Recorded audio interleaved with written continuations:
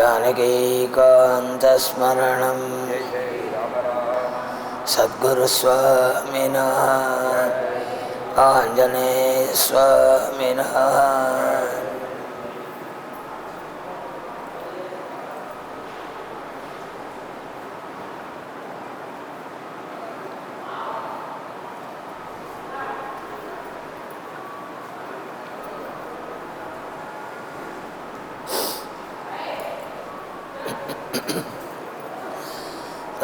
पिंशस्तभगत्विषे तनुभृतां दारिद्र्यमुद्राद्विषे संसाराख्यतमोमुषे पुररिपोः वामाङ्कसीमाजुषे कम्पातीरमुपेजुषे कवयतां जिह्वाकुटेन्युग्मुषे विश्वद्रहणपुषे नमोऽस्तु सततं तस्मै परं ज्योतिषे चन्द्रपीडाञ्चतुरवदनां चञ्चलापाङ्गलीलां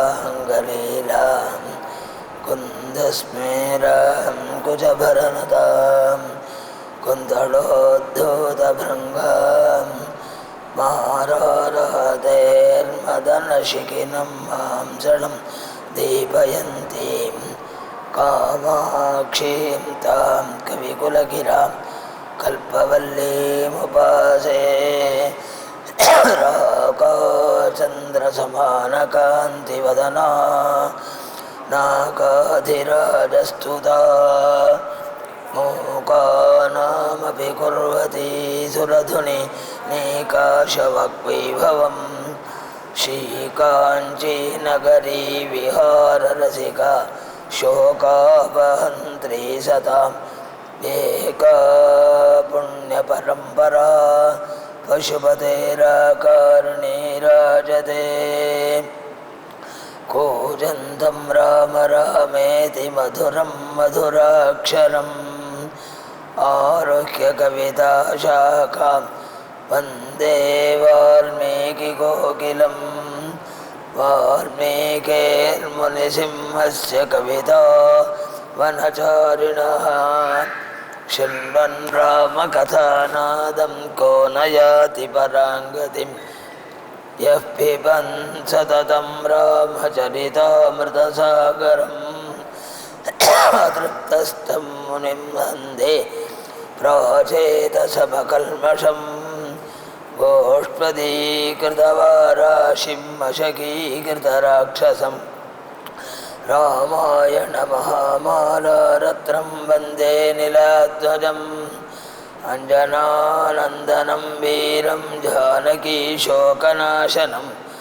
कपीशमक्षहन्तारं वन्दे लङ्काभयङ्करम् आञ्जनेयमतिपाटलहननं काञ्चनाद्रिकमनीयविग्रहं पारिजाततरुं मूलवासिनं भावयामि पवमाननन्दनं यत्र यत्र रघुनाथकीर्तनं तत्र तत्र कृतमस्तकाञ्जलिं बाष्पवारि परिपूर्णलोचनं मारुतिं नमत राक्षसान्तकम् वैदेही सहितं सुरद्रुमतले हैमे महामण्डपे मध्ये पुष्पकमासने मणिमये वीरासने सुस्थितम् अग्रे वाचयति प्रभञ्जनसुते तत्त्वं मुनिभ्यः परं व्याख्यान्तं भरतादिभिः परिवृतं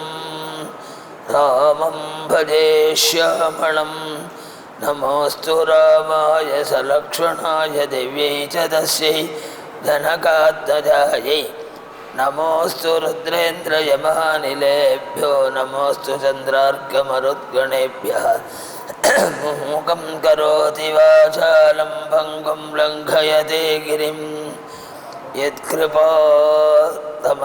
वन्दे परमानन्दमाधवं भक्तवात्सल्यजलधेः परमानन्दरूपिणः अस्मदाचार्यराजस्य प्रपन्नोऽस्मि पदाम्बुजं त्र्यम्बकपुराधीशं गणाधिपसमन्वितं गजारूढमहं वन्दे शास्तारं कुलदैवतं बुद्धिर्बलं यशोधैर्यं निर्भयत्वमरोगता आजाड्यं वाक्पटुत्वं च हनुमत्स्मरणात् भवेद् वंशी सीतारक्षमर्तस्मृतिश्यन्द्राब्रह्मणे नमः हनुमते नमः गुरुवादपुरुषं गुरुचरणाभ्यां नमः भक्तिदाभ्यां हनुमते नमः श्रीहरये नमः श्रीहरये नमः श्रीहरये नमः ओम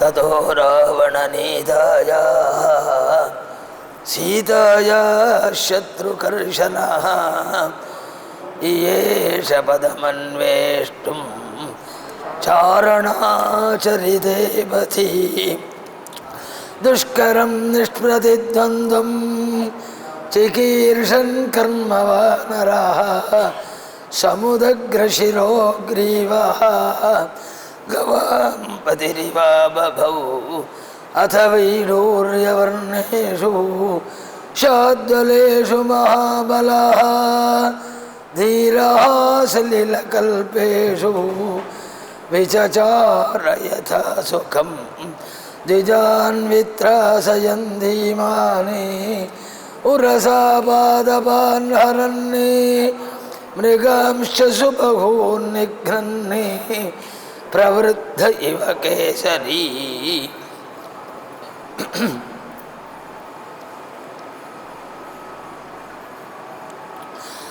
श्रीपतिயான பரமாத்மா ஸ்ரீனிவாசன் அவருடைய அவதார வைபவமான ஸ்ரீராமாவதார சரித்திரத்தை தொடுத்து ஸ்ரீமத் ராமாயணமாய் வால்மீகி பரமானுகிரமண்ண கிரந்தமாய் இன்னைக்கும் பிரத்யட்சமாய் க்ஷேமத்தை கொடுக்கக்கூடிய அனுகிரக கிரந்தமாய் உபாசியமான மூர்த்தியாய் ராமன் எப்படி இருந்தாலும் இன்னைக்கும் பக்தலோகத்துக்கு கைகண்ட தெய்வமாய் அனுகிரகம் பண்ணிருக்கானோ அது மாதிரி இன்னைக்கும் பக்தலோகத்துக்கு அனுகிரக கிரந்தமாய் கைகண்ட கிரந்தமாய் அனுகிரகம் பண்ணிருக்கிற ஒரு கிரந்தம் ஸ்ரீமத் ராமாயணம். பிரார்த்திதாம்ச வரான் சர்வான் பிராப்னுயாதே ராகவா. அது பரஸ்ருதி சொல்கிற போது சர்வான் அதுதாங்க அது கிடைக்கும் இது கிடைக்கும்னு நான் சொன்னேன். லிஸ்ட்டு ஒரு 30 ஸ்லோகம் இருக்கார் வால்மீகி. அதுக்குள்ளே சொன்னது மட்டும்தான் கிடைக்கும் நினைக்காதே. பிரார்த்திதாம்ச வரான் சர்வானி பிராப்னுயாதிஹ ராகவாதி. நீ என்னென்ன பிரார்த்திக்கிறியோ அதெல்லாம் கிடைக்கும். பலஸ்ருதிக்கும் சில நியமங்கள்லாம் உண்டு. இந்த பலஸ்ருதி எதுவரை சம்பந்தப்படும் மீமாம்சகத்தில் அது பெரிய விசாரம். பலஸ்ருதி சொல்கிற போது அதெல்லாம் தெரிஞ்சுட்டா தான் ஒரு கிரந்தத்தை எப்படி உபயோகப்படுத்தணுங்கிறது தெரியும். வேதங்கள்லேயே சில இடங்களில் வர்றபோதும் என்னென்னது கிடைக்கும்னு வேதம் ஒரு பிரശ്നം சொல்கிறது. அதுக்குள்ளே அணுவாகமாக பகுதியாக இருக்கும். ஒவ்வொரு சில அணுவாகத்தில் அப்படி பலஸ்ருதி சொல்லியிருக்கும். இந்த பலஸ்ருதி எதுவரை பொருத்தம் அப்படிங்கிறத ரொம்ப ஆராய்ச்சி பண்ணுவாள். அது மாதிரி தான் அனுபவிக்கணும். அந்த பகுதி அந்த பகுதி எந்த பகுதி இருக்கோ, எந்த பிரச்சனை எந்த அணுவாக்கம் சொல்லப்படுறதோ அந்த அணுவாக்கத்துக்குள்ளே சொல்லப்பட்ட கர்மாவுக்கு தான் அந்த பலன் பொருந்தும். அந்த பிரஷ்னத்தை சொல்கிறதுங்கிறனால அந்த பிரஷ்னம் முழுக்க பொருந்தாது. புரியும்படியாக சொல்கிறா இருந்தால் ஒரு திருஷ்டாந்தனாக தானே உங்களுக்கு புரியும். ராமாயணம் முடிகிறது. ராமாயணம்னா எல்லாருக்கும் பிரசாதம் கொடு அப்படிங்கிறோம். எல்லாருக்கும் பிரசாதம் கொடுக்கணும், அயோத்தியில் உள்ள எல்லாருக்கும் அப்படின்னு அர்த்தம். இங்கே உள்ள இவாளுக்கு மட்டும்தானே அர்த்தம் தானே அதில் பொருந்துறது. எல்லாருக்கும் பிரசாதம் கொடுன்னு சொன்னால் அந்த இடத்துல யார் இருக்காளோ அவளுக்கு மட்டுங்கிற வாக்கியம் சொல்லாமலே பொருந்துறது இல்லையா? அது மாதிரி சில பலஸ்ருதிகள் எந்த பகுதிக்கு சொல்லியிருக்கோ அந்த பகுதிக்கு மட்டும்தான் பொருந்தும். பலஸ்ருதிகளெல்லாம் ரொம்ப ஜாக்கிரதையாக தேடணும். ரொம்ப சாஸ்திரங்கள் ஆழ்ந்து பாஷ்யாளுக்கு தான் அது எந்த அளவோடு போய் நிற்கிறது அப்படிங்கிறத புரிஞ்சிக்க முடியும். அது புரிஞ்சிக்காமல் நம்ம இஷ்டப்படி ஏதோ புத்தகத்தை பார்த்துட்டு பாராயணம் என்றாலும் பல பேருக்கு எதிர்பார்க்கிற பலன்கள் கிடைக்காமல் இருக்குது. இந்த பலன் எதுவரை போய் சேர்றது அப்படிங்கிறத புரிஞ்சுக்கிறதுக்கே ஓரளவு சாஸ்திர பரிஜானங்கள் இருக்கணும். அது மாதிரி ராமாயணத்தில் வால்மீகி சில இடத்துல பரஸ்ருதி சொல்லியிருக்காள். இது பட்டாபிஷேகத்துக்கு மட்டும்தான் மருந்தும், யுத்த காண்டத்துக்கு மட்டும்தான் மருந்தும், எல்லாருக்கும் பிரசாதம் கொடுன்னு சொன்னான். இங்கே இருக்கிறவளுக்கு மட்டும்தான் மருந்தும் அர்த்தம் பண்ணுறோமா இருக்கும். அது மாதிரி ஏதாவது அர்த்தம் பண்ணிட போகிறாளே அப்படிங்கிறத வால்மீகி அந்த மீமாம்சக தர்மத்தை இங்கே கொண்டு வந்துடாதே. பிரார்த்திதாம்ஷவரான் சர்வானி பிராப்னுயாதி ராகவாது. நான் சொல்லாத பலஸ்ருதி இல்லாமல் அதில் கிடைக்கும். என்னென்ன மனுஷனுடைய புத்திக்கு ஓரளவு சொல்ல முடியும். எல்லா தர்மமும் எல்லா க்ஷேமும் கிடைக்கும். எந்த இடத்த சிவனம் பண்ணாலும் எங்கே அனுபவித்தாலும் கிடைக்கும். அப்படி அழகா முறையோடு வருஷம் சொல்லி இதெல்லாம் குடும்பிகளுக்கு நிறையா தேவைகள் உண்டு. அது வேணும் இது வேணும் 100 தேவைக்கு மேலே உள்ளவன் குடும்பி. அது மாதிரி உள்ளவனுக்கு என்னென்ன தேவையோ எதுவாக இருந்தாலும் நீ கேளு, ராமன்கிட்ட கிடைக்கும். இன்றைக்கே நாளை கொடுத்துட்டுருக்கிற பரதையும் ஸ்ரீராமன் சந்தேகம் இல்லை. அப்படி அழகாக கொடுத்தாள் ஸ்ரீமத் ராமாயணத்தை. அதை குழந்தைகளுக்கு குஷல ராமனுடைய செல்லையிலேயே ஆரம்பித்து ஒரு வஸ்து நம்ம பரிசுத்தம் பண்ணுறதா இருந்தால் அதை சம்மந்தப்படுற எல்லாமே பரிசுத்தமாக இருந்து சம்மந்தப்படணும். அப்படி இருந்தால் தான் 100% தகுதி எதிர்பார்க்கப்படும். கர்மா எப்படி பலன் கொடுக்கறதை அப்படிங்கிறத பற்றி ரிஷிகள் நிறையா பேசியிருக்கார். கதை சொல்கிறதுக்கே நேரம் இல்லை. அதெல்லாம் எடுத்துட்டு விவரிக்கிறது நேரமில்லை. நமக்கு தெரிகிறது அதை பற்றி ஆசை கிடையாது. எல்லாமே 100% பரிசுத்தமாக இருந்தால் தான் அது போய் சேர்ந்து பலன் ஒன்றா சேர்ந்து பலன் கொடுக்குற போது கொடுக்கும். அது மாதிரி இருந்தால் தான் அது முழுமையான பலனை கொடுக்கும் தீர்மானம் பண்ண முடியும். ஸ்ரீமத் ராமாயணம் அது மாதிரி கிடச்சிது நமக்கு. அதில் சம்பந்தப்பட்ட எல்லாமே பரிசுத்தமாக இருந்தது. சொல்லப்பட்ட இடம் அஸ்வமேத மகாமண்டபம். வைதிகமான மந்திரங்களை சொல்லி வேத மந்திரங்களை சொல்லி முழுக்க வேத மந்திரங்களை மட்டுமே சொல்லி நடத்தப்படுற ஒரு கர்மானுஷ்டானம் பண்ணோம்னா யஜ்ஞாதிஷ்டானத்தை தான் பார்க்க முடியும். மீதி எல்லா ரிஷிகள் கற்பிச்ச சொல்லில் தான் பெரும்பாலும் சம்பந்தம் இருக்கும். வேத மந்திரங்கள் ஒரு பகுதி தான் இருக்கும். அஸ்வமேதம் சோபயாகம் போன்ற பகுதிகளில் முழுக்க வேத மந்திரத்தை தவிர எதுவுமே இருக்காது. அப்படி முழுமையாய் வேத மந்திரத்தால் நடத்தப்படுற அஸ்வமேத மகாமண்டபம். அதை அந்த கேட்டு அனுபவித்த கையெழுத்து போட்டுவாள். புடம் போட்டா மாதிரி தன் சரித்திரத்தை வச்சுருக்கிற மகர்ஷி மண்டலம். வசிஷ்டாதி ஆச்சாரியர்கள் யார் யாருடைய பேரே நம்ம பரிசுத்தம் பண்ணுமோ அந்த மாதிரி மகர்ஷிலாம் உட்காந்து சிவனம் பண்ணினாள். சொன்ன குழந்தைகளும் வேதேஷு பரிநிஷ்டிதௌ பரிபூர்ணமாய் வேதாத்தியம் பண்ணி குரு பக்தியோடு இருந்து காயத்ரி போலிய மகாமந்திரங்களை ஜெபம் பண்ணி அது மாதிரி வாக்சக்தி உள்ள குழந்தைகள்கிட்டேருந்து வந்தது. எல்லாத்துக்கும் மேலே அதில் சொல்லப்பட்ட நாயகனோ எவன் பரமபரிசுத்தனோ எவன் அவதாரத்திலேருந்து படம் போட்ட தங்கம் மாதிரி தன் சரித்திரத்தை வச்சுனானோ அந்த ராமனை பற்றி பேசின கிரந்தம் எல்லாத்துக்கும் மேலே அந்த ராமனே கேட்டு கையெழுத்து போட்ட கிரந்தம் எல்லாமே உயர்வாக அமைந்ததினால்தான் இன்றைக்கும் பரம பவித்திரமான கிரந்தமாய் இன்னும் சொல்லப்போனால் அதனாலலாம் அந்த சம்பிரதாயங்கள்லாம் மறந்தே எடுத்து நம்பிக்கையும் எடுத்து வச்சுக்கோ. தம்பதிகளுக்குள்ளே இப்போ ஜாதகம் பார்த்து கல்யாணம் தீர்மானம் பண்ணுறோம். சில குடும்பங்களில் அந்த நல்ல ஜாதகங்கள் இருக்காது. அது மாதிரி காலங்கள் ஒரு பண்ணுறதா ஏற்றுக்கதா என்னங்கிறத சந்தேகம் வர போது ராமாயண புஸ்தகத்தை ஏடு போட்டு பார்ப்பாள். ஏடு போட்டு பார்க்குறதுன்னு சொல்கிறது அதுதான் பெரிய சுக்கரமாக ஏற்றுப்பாள் பெரியவாள்லாம். ராமாயண கிரந்தம் சம்பூர்ண ராமாயணமாக இருக்குங்க. இப்போ ரெண்டு பகுதியாக பிரிச்சுட்டாள் புஸ்தகத்தை. அதனால ஒரே கிரந்தமாக இருக்கும் ராமாயணம்.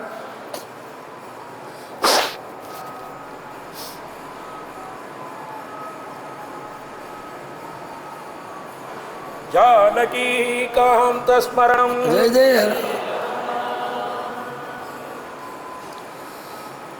அப்படி ஒரே கிரந்தமாக இருக்கிற ராமாயணத்தில் யாரையாவது குழந்தைய கூப்பிட்டு ஒரு பரம் ஓலையை கொடுத்து அதில் சுருவி சொல்வாள். நடுப்புற ஏதாவது புஸ்தகத்தில் நடுப்புறேன் அதை பிரித்து பார்ப்பாள்.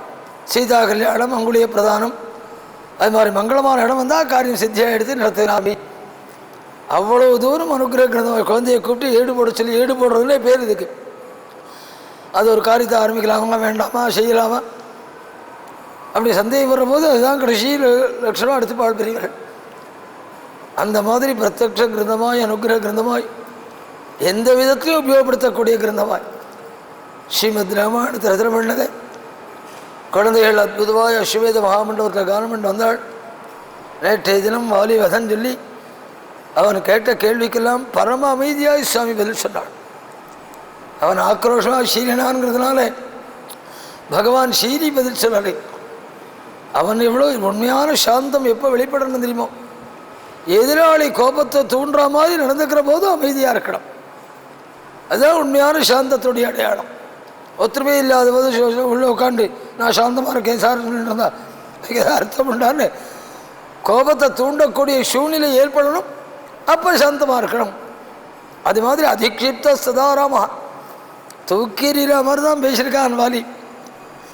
அதுக்கெல்லாம் பதில் சொல்லி தர்மே வால்மீகி முடிக்கிற போது ந தோஷம் ராகவே தத்யவ், ராமன் பண்ணது வாஸ்தவமாகவே நியாயம்தான் அப்படின்னு வாலி ஹிருதயபூர்வ தத்யவுங்கிறது ஹிருதயபூர்வமான பதம், ஹிருதயபூர்வமாக ஏற்றுண்டான் அப்படின்னு சொன்னால் வால்மீகி சொல்லும் போது ந தோஷம் ராகவே தத்யவ் தர்மேதிகத நிச்சயா. ராமனுடைய பதிலெல்லாம் கேட்டுடும் ராமன் பண்ண காரியம் சரி அப்படின்னு வாலியே ஏற்றுனான்னு சொல்லி வால்மீகி பிடிக்கிறார். இல்லை வாலி கேள்வி கேட்டான், ராமன் பதில் சொன்னான், வாலி சரின்னு ஏற்றுனுட்டான். பார்ட்டியில் 2 பேரும் ஒத்துமையாக போயிட்டாள். இன்றைக்கி பல பேர் மேலே சண்டை போட்டுன்னு வாலி வதம் விவகாரம் பண்ணிருக்கான். இல்லை சண்டை போட்டுவாள் 2 பேர். இது எதை போல் இருக்குது தெரியுமோ, சண்டை போட்டுவாள் 2 பேரும் ஒத்துமையாக போகிறேங்கிறாள். வக்கீல்கள் விட மாட்டேங்கிறான். சில இடத்துல சில கேஸு அப்படி ஆகும். நீ பேசாமல் மேல் கோர்ட்டில் பார்த்துக்கலாம் அப்படிம்பாளே. அது மாதிரி வாலி வதம் விவகாரம் நடந்துட்டுருக்கு பல இடத்துல. அப்படி அழகாக சுக்ரீவனை ராஜ்யாதிபதியாக பண்ணி சத்தியசந்தனான சுக்ரீவன் செய்கிதனை பார்க்கணும்னா சுக்ரீவனை பார்க்கணும். ஒவ்வொருத்தட்டும் ஒரு குணம். செய்கிதனை எப்படி இருக்கணும்னா ராமன் வாக்காலேயே பின்னாடி சுக்ரீவனுக்கு சர்டிஃபிகேட் கொடுக்க போகிறாள். உண்மையான செய்தியை பார்க்கணும்னா உன்னை பார்க்க வேண்டாம். ஏன் தெரியுமா, யுத்தத்துக்கு நான் வந்திருக்கான். யுத்தத்துக்கு வரதா இருந்தால் கிளம்பி போகிறது தீர்மானம் இல்லை. எல்லார்ட்டையும் சொல்லி வெளில எழுதி வச்சுட்டு தான் வரணும். ஏன்னா திரும்பி போகிறது தீர்மானம் இல்லையே. யுத்தத்துக்கு வர்ற போது நீ யுத்தத்துக்கு வந்திருக்கியே கூட சகாயத்துக்கு உண்மையாகவே செய்தனை எப்போ பார்க்கணும், ஆபத் காலத்தில் எப்படி இருக்கான்னு பார்க்கணும், சிரமதசையில் கூட இருக்கானான்னு பார்க்கணும். நாம் நினச்சிருக்கவாள் 199 பேர் திரும்பி பார்க்க மாட்டாள். ஏதாவது கொஞ்சம் குறை வரும்னா அந்த காலத்தில் நீ கூட வந்து சகாயம் பண்ணுறி செய்கிதன்னா ஒன்றா திருஷ்டாந்தம் சொல்லணும். ராமன் வாக்கால் பின்னாடி வீட்டேஷன் ஆகுது போது சொல்ல போகிறாள்.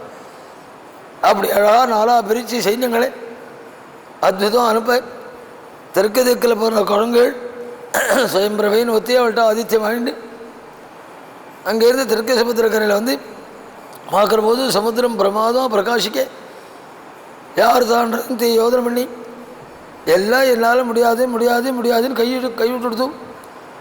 அங்கதான் சொன்னான், நான் லங்கைக்கு போயிடுவேன் சந்தேகமில்லை, திரும்பி வர முடியுமா வர முடியாதான்னு என்னால் தீர்மானமாக சொல்ல முடியாது, வந்தாலும் வரலாம் ஆனால் என்னால் தீர்மானமாக சொல்ல முடியாதுன்னு நாள். அதுக்கப்புறம் ஜாம்பவான் சொன்னாள், நீ போகப்படாது, ஏன்னா நீ யுவராஜா இந்த கூட்டத்துக்கு தலைவனாக ஒன்று தான் அமைச்சிருக்காள், தலைவனாக உள்ளவன் தூது போகப்படாது. தூது யார் அனுப்பணும், அதுக்கு அடுத்த ரிசர்ச்சில் உள்ளதான் அனுப்பணும். உன் தலைமையில் இந்த யூதம் வர்றவன்னு இருக்கிற போது தலைவனே தூது போகிறதுங்கிறது பொருத்தமில்லாத காரியம். அதனால் நீ போகப்படாதுன்னு எடுத்துட்டாள் ஜாம்பவானே. ஜாம்பவான் அங்கே தானே எல்லாருமா சேர்ந்து ஆஞ்சநேயனுடைய முன் பலத்தெல்லாம் நனவுபடுத்தி அவர் மகாபலிஷ்டராக பிறந்தபோது ரிஷிகளுக்கெல்லாம் அப்படி இந்த பலத்தை வச்சு தொந்தரவு கொடுக்க ஆரம்பித்தாள். மகர்ஷியெல்லாம் பார்த்தாள், முதல்ல இந்த பலத்தை சபிச்சிரோமான்னு பார்த்தாள். இது ராமகாரியத்துக்கு உபயோகப்படக்கூடிய பலம், இதை விபரீதமாக்கி விடக்கூடாதுன்னு தோணித்து. அதனால் என்ன பண்ணாலாம், உனக்கு செல்லியாமல் பலம் அடங்கி இருக்கட்டும், எப்போ தேவைப்படுறதோ அப்போ ஜனங்கள் சொன்னால் அந்த பலம் உனக்கு நினைவு வரட்டும். என்ன அர்த்தம், ஆஞ்சநேயனை ஸ்தோத்திரம் பண்ணினா போகிறோம், அர்ச்சனை பண்ணினா போகிறோம், அவன் பலம் தானே அவனுக்கு நினைவு வந்து நமக்கு காரியத்தை சித்தி பண்ணி கொடுப்பான். அப்படி அந்த சரித்திரத்தில் நினைவுபடுத்த அழகா அற்புதமாய் ஆஞ்சநேயன் பிரமாதமாக வளர்ந்து நின்று லங்கைக்கு போகிறதுன்னு தீர்மானம் பண்ணினான்னு சொல்லி கிஷ்கிந்தா காண்டத்தை பூர்த்தி பண்ணினாள். ஜகாமலங்காம் மனசா மனஸ்வி, கிஷ்கிந்தா காண்டத்துடைய பூர்த்தி ஸ்லோகம். லங்கைக்கு ஜகாம லங்காம், லங்கைக்கு போனான்னு சொல்லி முடித்தாள். சுந்தரகாண்டம் ஆரம்பிக்கிற போது லங்கைக்கு போகிறதுக்கு ஆரம்பித்தான் அப்படின்னு ஆரம்பிக்கிறது சுந்தரகாண்டம். எப்படி இதனால் என்ன டகாமலங்காம் மனசா, மனசுனால ஒரு தடவை லங்கைக்கு போயிட்டு வந்தானாம் ஆஞ்சநேயன். கீழே ஒரு நாளைக்கு சொல்லியிருக்கேன், பெரிய காரியம் பண்ணுறவன் மனசுனால ஒரு தடவை ஆரம்பத்துலேருந்து கடைசி வரை சிந்தித்து பார்க்கணும். அப்போ தான் அந்த காரியம் நடுப்பில் எந்த தடையும் இல்லாமல் நடக்கும். அது மாதிரி மனசுனால ஒரு தடவை லங்கைக்கு போயிட்டு வந்தான் அப்படின்னு ஒரு அர்த்தம். ரெண்டாவது அர்த்தம் மனசான், மனசுனால லங்கைக்கு போனால் எப்படி போவாளோ அது மாதிரி ஆஞ்சநேயன் போனானாம். மனசுனால போனால் எப்படி போவாளோ அது மாதிரின்னா என்ன அர்த்தம்?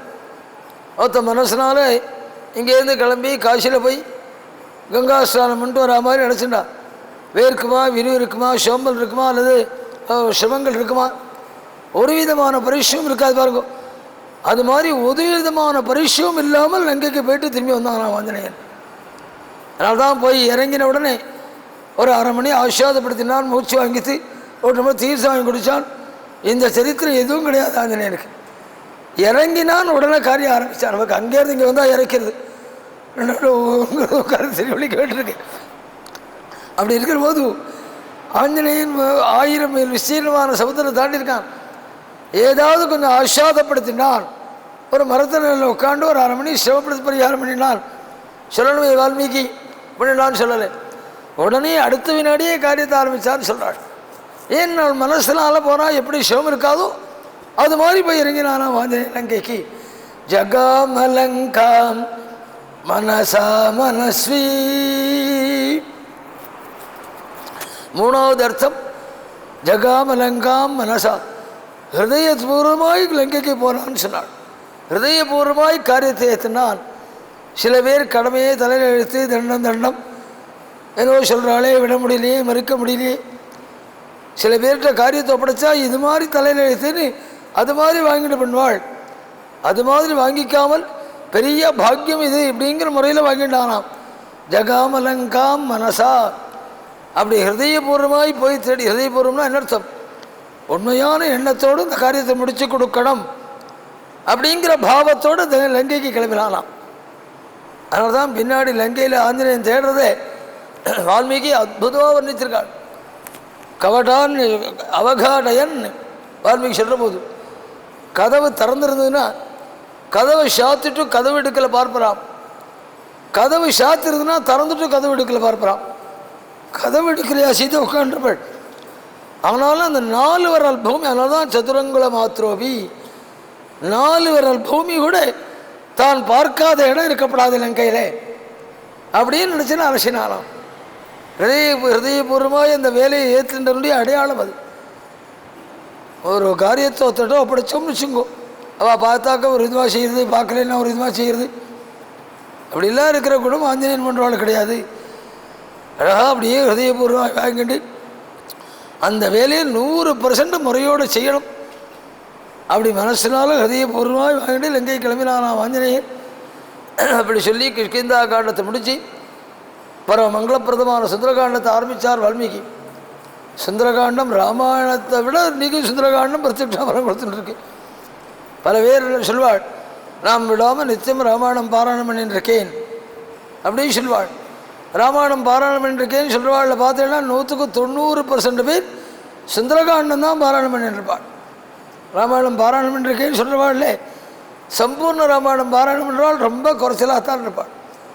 ராமாயண பாராயணம்னாலே சுந்தரகாண்டம் தான் அப்படின்னு சொல்கிற அளவுக்கு ஜனங்களுடைய மனசில் அது சுந்தரகாண்டம் இடம் பெற்றிருக்கு. ஏன் தெரியுமோ, வால்மீகி ராமாயணத்துக்கு ரிஷிகள் ராமாயணத்துக்கு முழுக்க சொன்ன பலஸ்ருதியை விட சுந்தரகாண்டத்துக்கு 10 மடங்கு பலன் சொல்லியிருக்காள் அதிகமாக. பலஸ்ருதி எடுத்து பார்த்தீங்கன்னா ராமாயணத்துக்கு அந்த சம்பூர்ண ராமாயணத்துக்கு அந்த அளவு பலஸ்ருதி சொல்லலை, சுந்தரகாண்டத்துக்கு தான் 10 பலவிதமான பலஸ்ருதி சொல்லப்பட்டிருக்கு. அதே மாதிரி பாராயண கிரமத்திலையும் சம்பூர்ண ராமாயணத்துக்கு பாராயண கிரமம் 2, 3, 4, 5 கிரமம் தான். சம்பூர்ணமாக தினம் ஒரு அத்தியாயமாக பாராயணம் பண்ணலாம், புரரசு கிரமத்தில் பாராயணம் பண்ணலாம், நவாக கிரமத்தில் பாராயணம் பண்ணலாம், போதனாந்தம் போதனம் முடிஞ்சதுக்கப்புறம் பாராயணம் பண்ணுறதுக்கு அனுமதி இருக்குது ஸ்ரீமத் ராமாயணத்தை. அப்படி பாராயணம் பண்ணுற போது தான் உத்தரகாண்டம் பாராயணம் பண்ணலாம். மீதி போதெல்லாம் உத்தரகாண்டம் பாராயணம் பண்ணக்கூடாது. போதனமாய் தாம்பூலம் போட்டுக்கிறதுக்கு முன்னாடி பாராயணம் பண்ணணும், அப்படி ஒரு அனுமதி இருக்குது. அப்படி பாராயணம் பண்ணும்போது மோட்சகாமனா உத்தரகாண்டம் அப்போ பாராயணம் பண்ணலாம் அப்படின்னு அனுமதி கொடுத்துருக்காள். இந்த மாதிரி ஒரு 4-5 கிரமந்தான் பாராயணத்துக்கு சொல்லப்பட்டிருக்கு. ஆனால் சுந்தரகாண்டத்துக்கு எத்தனை பாராயண கிரமம் சொல்லப்பட்டிருக்குன்னு கேட்டால் உடனே யாராலையும் சொல்ல முடியாது. அவ்வளவு விதமான பாராயண கிரமம் உண்டு சுந்தரகாண்டத்துக்கு. கிட்டத்தட்ட 30-40 விதம் பாராயணம் சொல்லியிருக்காள் சுந்தரகாண்டத்துக்கு ஒண்டி. அப்படி நிதர்சனமாய் கைமேல க்ஷேமத்தை கொடுக்கக்கூடியதாய் எத்தனை பரிசு சொல்லியிருக்காள் தெரியுமோ. ததைவ சிங்கலா பந்தாதி ரிணபந்தாதி முச்சியதே. சில தசாபுக்தி கெட்டிருக்குமே, ஆனால் கைவிலங்கு போட்டு ஐஸ்வர்யம் முடியாது பண்ணிவிடும். எத்தனை உயர்ந்த நிலையில் இருந்தவராக இருந்தாலும் சரிதான். ததைவ சிங்கலா பந்தாது. ஜாதகங்களில் சில தசாபுக்தியை கெட்டிருந்தால் ரொம்ப பெரிய ஜாக்கிரதையாக இருக்கணும். அந்த மாதிரி தசாபுக்திகள் விபரீதமாக இருந்தாலும் சரி, அல்லது ரிணபந்தாத் விமுச்சியதே. சில குடும்பங்களை பார்த்தா கடனில் அப்படியே மூழ்கி போயிடுமோன்னு தோணும், இனிமேல் அந்த குடும்பம் கரையேறாதுன்னு தோணும்.